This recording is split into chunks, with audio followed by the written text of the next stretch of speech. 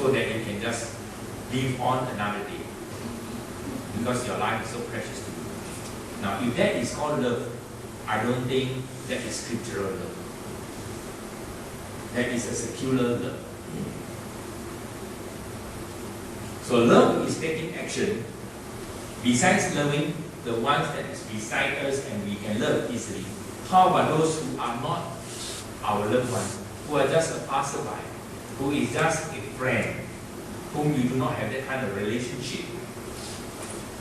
The Bible in the verse 16 that we have just read, helping needy brethren, is one form of love.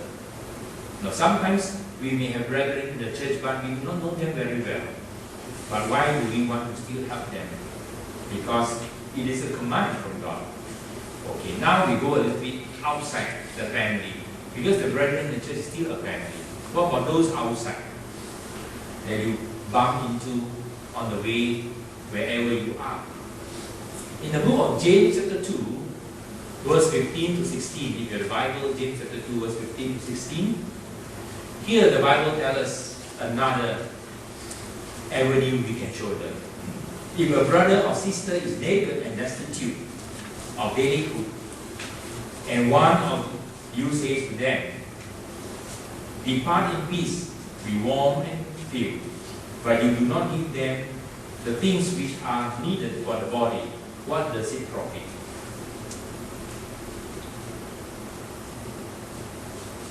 It only shows one thing. You have a dead faith and a superficial love. It is not a true faith and a true love.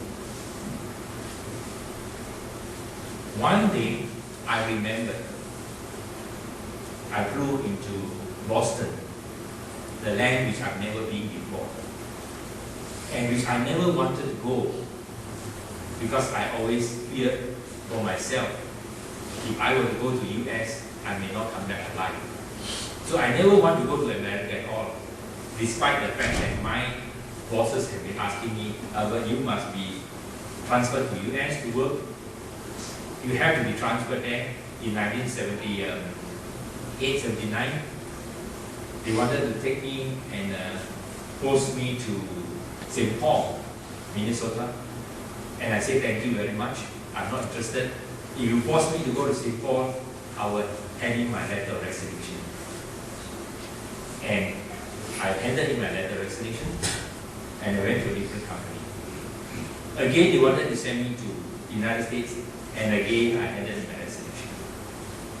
Until I came to Kuala Lumpur, and they wanted me to go to the United States, and I told them I would resign as well. So my big boss asked me about why do you want to resign? Because I do not want to go to US, I told him. And he said, why is it you do not want to go to US? Because I've seen a lot of people on horseback with guns drawing at any time. So I do not want to be shot dead. So my boss told me, why don't you take a flight to US? See for yourself. I went. He said, if you do not like it, come back and I won't force you anymore. So I went, and the good Lord showed me a different thing. I lost my bag in Los Angeles. So when I touched down in Boston, I did not have my luggage. So what happened? The flight was delayed by many hours. Those people who were supposed to pick me up, they left me in the cold. So here I am with no luggage, with just my clothing on my body, coming out from the plane, trying to look for the people who were supposed to pick me up, and there wasn't anybody. It was 3 a.m. in the morning.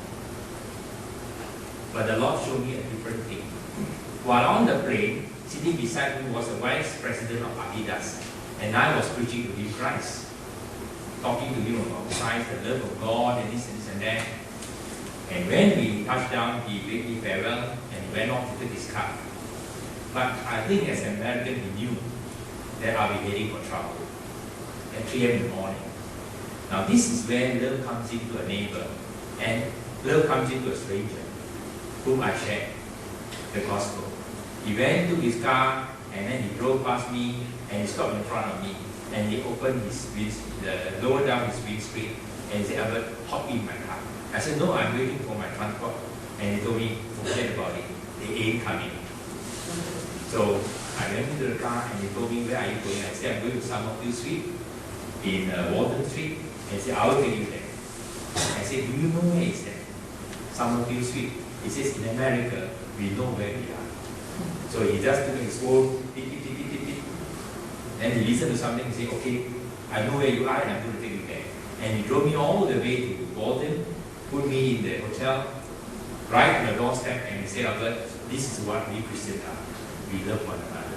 And then he drove off. And I'm so happy that a stranger who said he loved me as a brother, and he was willing to take me all the way, many miles out of his place, to put me in the rightful place where I should be.